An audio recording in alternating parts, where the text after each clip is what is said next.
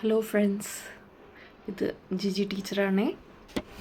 നിങ്ങൾക്ക് എല്ലാവർക്കും വെക്കേഷനായി എന്ന് എനിക്കറിയാം.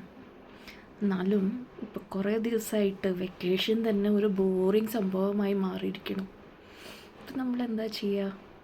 നമുക്ക് നമ്മുടെ ഇംഗ്ലീഷ് ഒന്നും കൂടി ബ്രഷപ്പ് ചെയ്തെടുത്തൂടെ? നമുക്ക് ഇംഗ്ലീഷ് പഠിക്കുമ്പോൾ സ്പോക്കൺ ഇംഗ്ലീഷാണ് നമ്മൾ ഉപയോഗിക്കുന്നത് കൂടുതലും. സ്പോക്കൺ ഇംഗ്ലീഷിൽ ഗ്രാമറൊക്കെ ഇമ്പോർട്ടൻ്റ് ആണെന്ന് എല്ലാവർക്കും അറിയാം.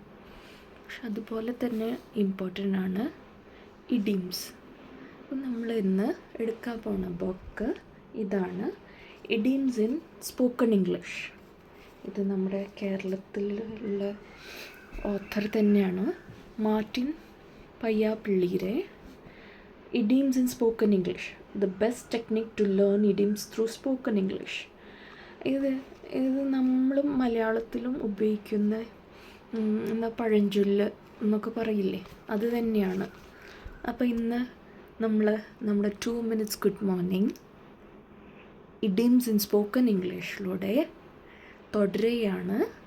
So every morning you will have a 2 minutes good morning from my side. And today's idiom is, let's start it.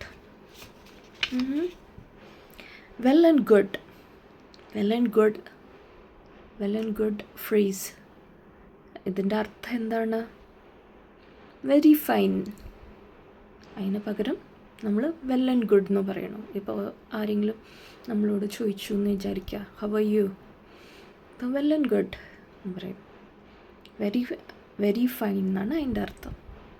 അപ്പോൾ ഇന്നത്തെ 2 minutes ഗുഡ് മോർണിംഗ് ഇവിടെ അവസാനിക്കുന്നു. Wait for tomorrow. ബൈ.